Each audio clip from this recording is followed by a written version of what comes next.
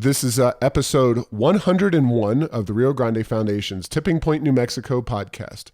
I'm Paul Gessing. And I'm Wally Drangmeister. I'm president of the Rio Grande Foundation, New Mexico's free market think tank. You can find out more about the foundation at riograndefoundation.org. This and every week we'll be talking to you about public policy issues facing New Mexico.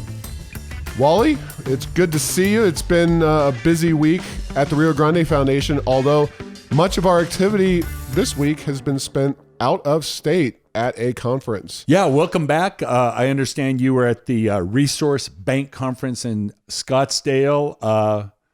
What were some of the key issues they addressed, Paul, and what were some of the takeaways you had? Well, the concept behind the conference was rise and renew. And sometimes you get these events that have themes and they don't really adhere to the theme at all. But in this case, the Heritage Foundation folks, the speakers that they invited and whatnot, really tried to emphasize that concept. And I think one of the big new concepts being discussed among free marketeers, the Rio Grande Foundation, and others is this rise of socialism. And one speaker, a gentleman named Andy Puzder, tough name, great presentation.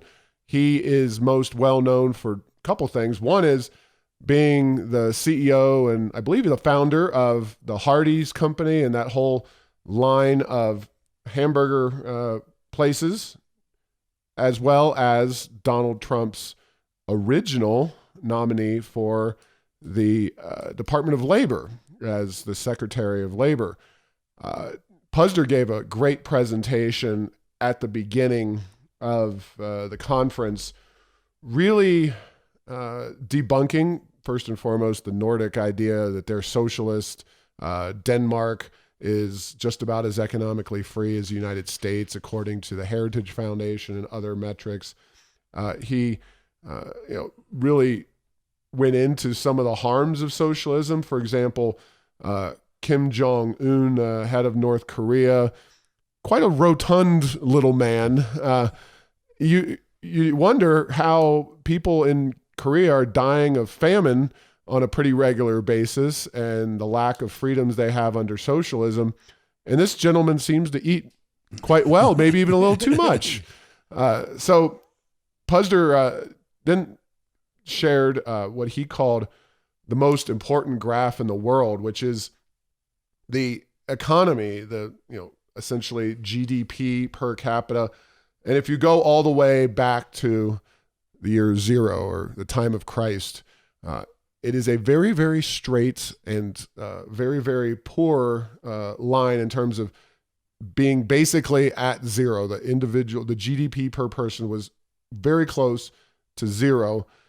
And then something magical happened in the late 1700s with Adam Smith, The Wealth of Nations, the creation of the capitalist system. And suddenly, since that time, we've seen tremendous growth and wealth and prosperity. And then he breaks it down by country. The United States, when we became independent from Britain, Europe, when they broke out of the feudalist system kind of completely a few years later, Japan, especially after World War II, they embraced freedom.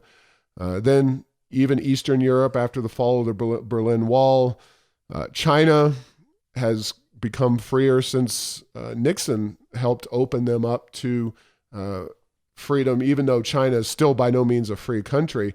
And, the concept, of course, is that as you see greater and greater freedom, you experience longer lifespans, the ability to do so much more with your life, and really everything becomes much better. Now, that doesn't mean there's nothing to complain about, and people are notorious for complaining about things, even the cell phones that you have when they break or something goes wrong with them. But materially speaking, life is much, much better. And Andy Puzder really explained that. And that really is the kind of stuff that we need to sit down with our children as they come home with these ridiculous ideas from college and even high school and even elementary school, that the world is getting better. Your material existence keeps getting better and better quite rapidly compared to all of human history. Yeah, this is not like being a hard rock fan in the 60s and 70s, shocking your parents with your music music's one. This is a system that it's hard to point to the great success stories and what you might emulate. And the one that's recent is Venezuela, the socialist disaster, the collapse. People are dying. They don't have health care even for infants and children. It's going crazy. And that's a country that has fantastic natural resources. It has people of competence working there and living there.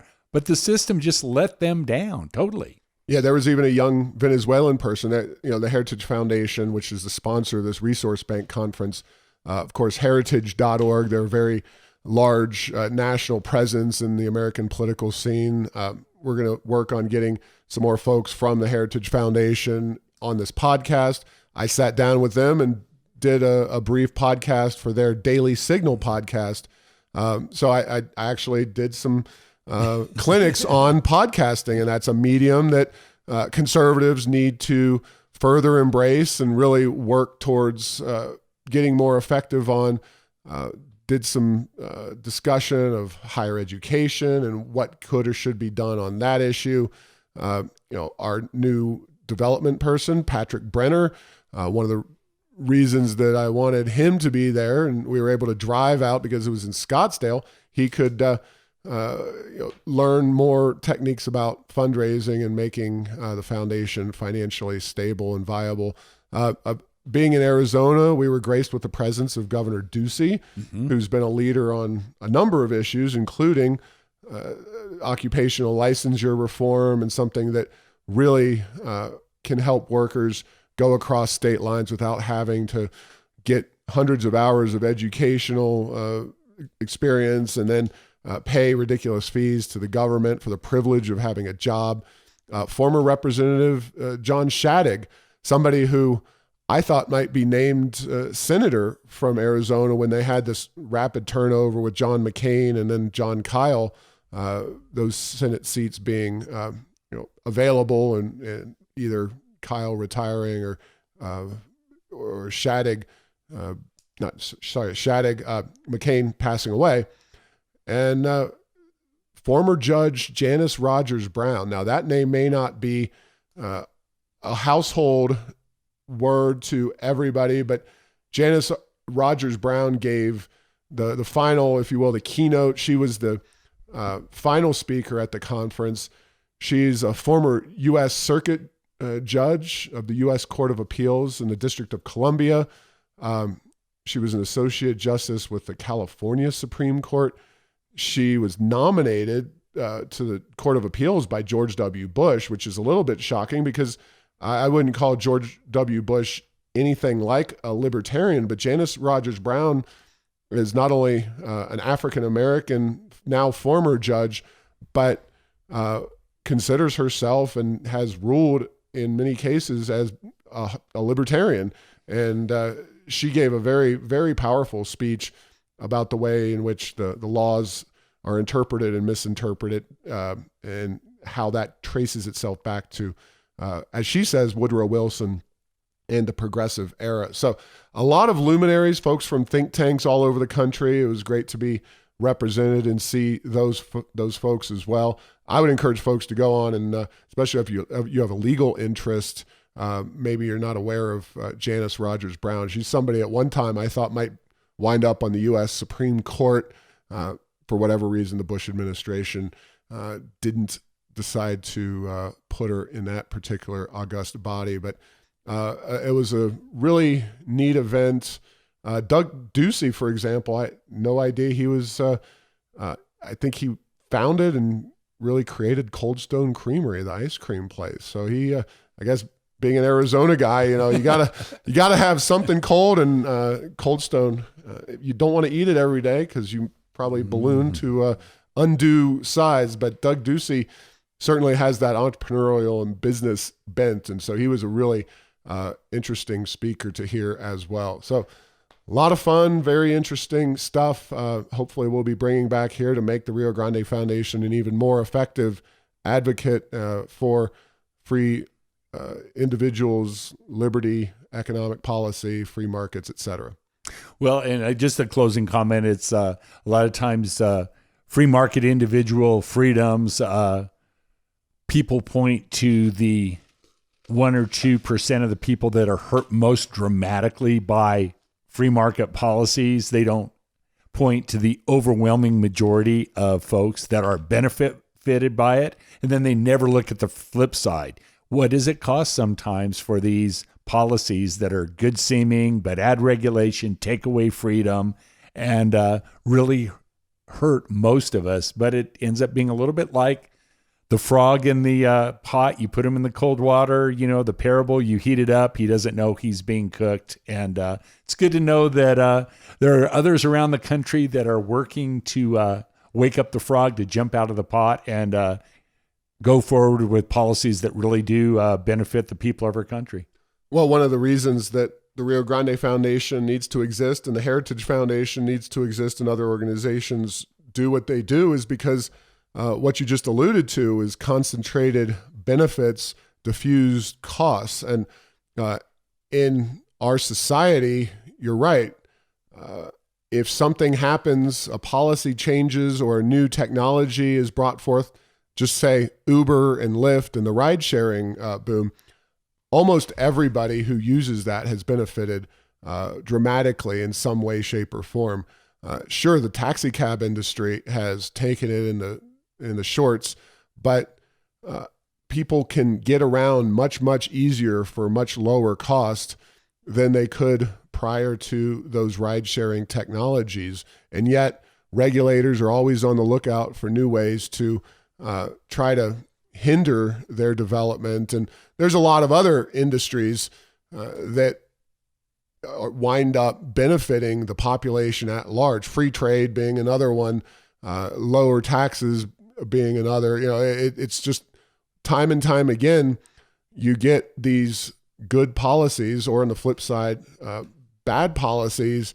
But when the benefits are for the very many, and the costs are being borne by a few, you have a very strong incentive to react. And those people get out, they lobby, they make sure that somebody hears them, and they often are very influential. And the film industry is another relatively small number of people in New Mexico benefit from the film industry, but we're all paying those taxes that are going to benefit their bottom lines. Yeah, and before we jump into that, just you've given the overview of Economics in One Lesson, the classic Henry Hazlitt. I read that many, many years ago, right after college, and I read it every 5 years or so. Fantastic book. Just explains the concept. I think it's hard to call something timeless that hasn't been around for many centuries, but it's survived many decades and just as fresh, just as relevant today as the day it was written. Well, we'll assume that most English language literature has been around far less than centuries. There's a few books going back that far. Certainly in the world of economics texts, the Economics in One Lesson is something that we all should read. We all should be aware of. Every politician, state, local, wherever, should embrace and understand the lessons inherent in that book. But what I talked about with the Heritage Foundation during my podcast with them at the Daily Wire was an issue right now going on involving Georgia and the passage of an abortion law that's unrelated to the Rio Grande Foundation and our efforts. But Georgia is a big film subsidy state. Theirs is about 30%. Whereas New Mexico's baseline really starts at 25% and goes up to 35% here. So very similar policies between Georgia and New Mexico. And yet Georgia may be losing a fair amount of its film production because both Netflix and Disney are talking about pulling out of the state entirely, in part due to the abortion law in the state of Georgia. And ironically, because of the generosity of film subsidies, a departure from Georgia could actually leave Georgia better off because they're not paying out these outrageous subsidies and hurt New Mexico and its economy. So that's what I talked about with the Heritage Foundation folks out in Scottsdale regarding film subsidies, and just this very controversial issue going on right now with regard to Hollywood producers leaving Georgia. Yeah, and this last session, the legislature had to deal with partially a multi-hundreds of millions of dollars deficit in our current program. My recollection, correct me if I'm wrong, Paul, is there's no caps going forward on that. Well, there's a cap for run-of-the-mill producers, 110 million. But if you have a qualified film production facility based in New Mexico, okay, that gets back to the San Juan County film investments, again, on the part of the taxpayer, but that gets you unlimited film subsidies. Same with Netflix. See, Netflix came here in advance of the session, and I talked about it on the podcast. I'm sure I said I think the fix is in. They're going to massively expand the film subsidies for Netflix's benefit. Now, they didn't obviously blow the cap, eliminate it for everybody all the time, but for Netflix, they did. There is zero cap for Netflix. So they have essentially unlimited access to the state treasury of New Mexico. Yeah, it will be very interesting to see how this unfolds. If you're a taxpayer in New Mexico, it's maybe a little bit like having lost your charge card, your credit card, and not being able to call the credit card company. And when you get it back, maybe there will be a balance, at least in the credit card industry. If it's stolen, you're not on the hook for it. The taxpayers in New Mexico will be on the hook for this. Yeah, and it's just one of those things when the media is reporting Georgia losing film industry, New Mexico gaining, don't be fooled, because this is not a free market at all that we're dealing with. This is a heavily subsidized industry in a way that's unique. Amazon leaving or not going to New York City is hurting New York City, not relative to everything. It's a small portion of New York's overall economy. But when you're talking about, and the LFC, the Legislative Finance Committee report saying this is the expanded film subsidy program is going to cost New Mexico $500 million over the next 5 years. That is a significant expenditure in the state of New Mexico, a relatively small state with a relatively small economy. And that, by the way, the LFC was saying that's the additional cost above and beyond the $50 million. So we're talking, expense of $150 million every single year. And that was before the whole Netflix and Disney issue cropped up. So we will see, with oil prices the way they are, or have been, production the way it has been, it might not have too much of a negative impact on New Mexico, but it could if prices go down and stay down. Yeah, it's an interesting system in which oil and gas funds, generated funds, are transferred to Hollywood. Strange bedfellows at a minimum. What a concept, yeah. Wally, speaking of oil and gas funding bad government ideas in New Mexico, I had the pleasure of talking to a reporter from Inside Sources. That is a national politically oriented publication talking about Governor Michelle Lujan Grisham's 17% salary increase for her 23 cabinet secretaries. And one of the things that I actually received back from this reporter, of course, we are outraged and concerned, especially given the abject lack of performance incentives or any apparent reason for these increases in the cabinet officials' pay. The fact is that when you compare New Mexico and Oklahoma, Oklahoma has 12 cabinet officials. We have 23.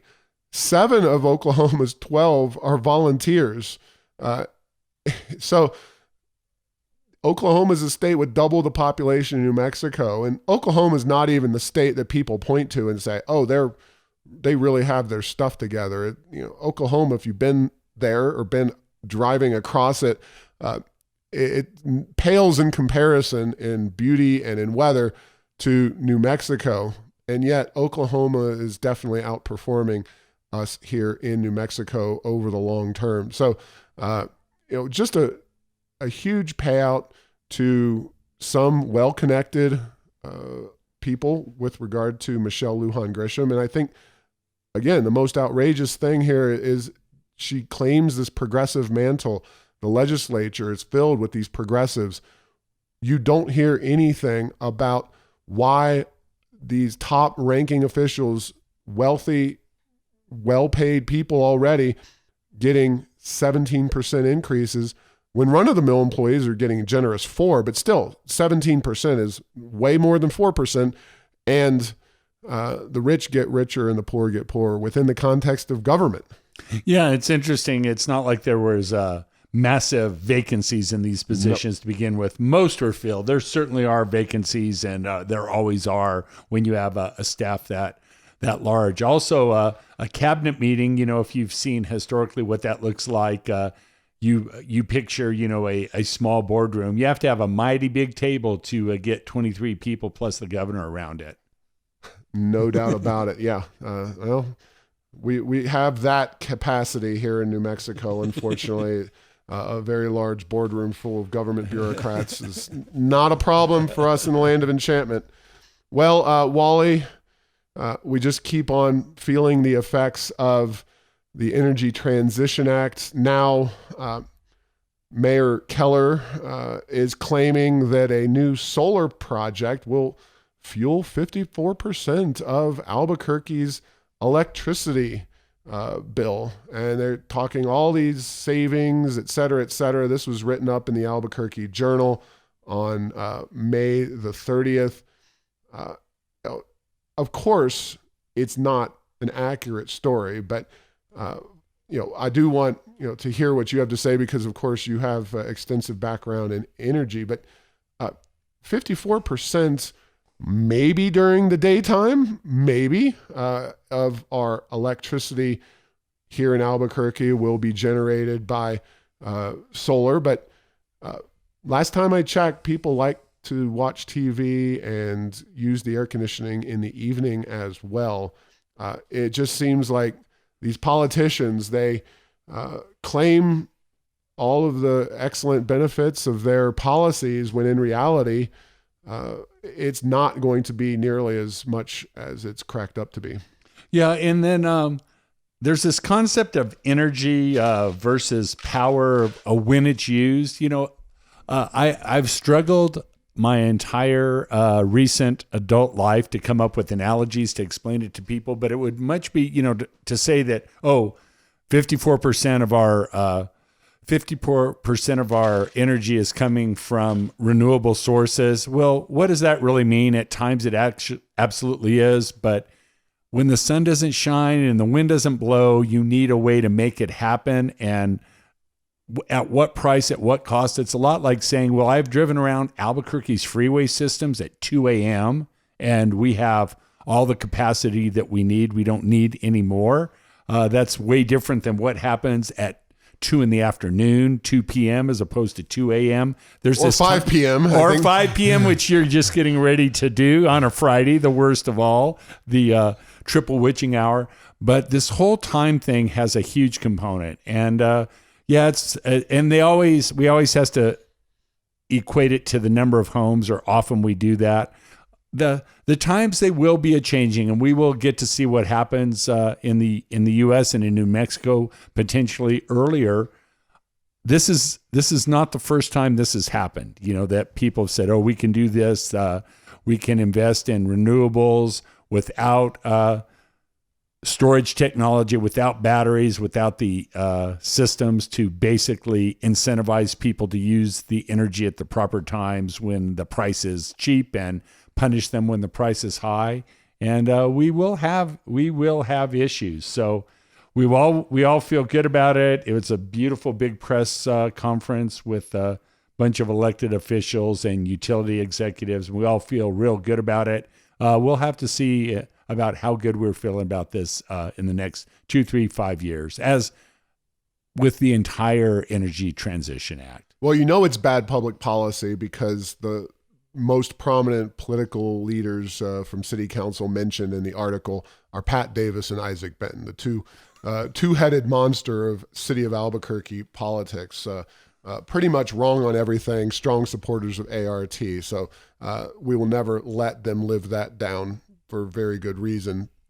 However, it may not be as clear of an impact at a city level with this, solar development as it will be ultimately at PNM. It's a lot easier to kind of shift around the numbers and make it look good for the city of Albuquerque for this project being developed as opposed to a utility, a state, a renewable mandate. We may at some point find out just how this project is working, but without real transparency, somebody there blowing the whistle and explaining what's really happening, it's going to be very easy for the city to make this look like a successful project. I couldn't agree with you more. And in this whole kind of utility generation discussion and policy that's taken place in the last few years in New Mexico, if you read carefully, there's a lot of parsing of language. And, one of the things like the federal government, words don't always mean the same thing. Remember to this date where if you slow the rate of growth of a program, they call that a cut of a program. Well, they're real fond in energy discussions to saying it's a savings above what it would have been otherwise. And that quote, what it would have been otherwise, usually is this huge upslope increase based on what I can never quite tell. But I think you are right. There's a lot of with the city, whether we'll ever see a reasonable analysis about the effect or the cost of this, probably it's doubtful at best. And Wally, I have to bring up something that I think impacts all that we talk about more than anything else, which we do talk about it plenty. So it is very relevant to all of this discussion. The price of a barrel of oil has taken a bit of a tumble in the last few weeks here. Oil prices peaked in late April, early May, around $66 a barrel. Now, as we record this podcast, prices are down around $53 a barrel. It has declined dramatically over the last week or two. Now, that is unusual by itself because generally prices in the United States follow a relatively seasonal pattern. In the winter and fall, you see declines. In spring and summer, you see prices at a more elevated level, especially as people go on road trips, consuming more. Normally Memorial Day, for example, is the time when people get out on the road, start consuming more oil in the form of gasoline in their vehicles.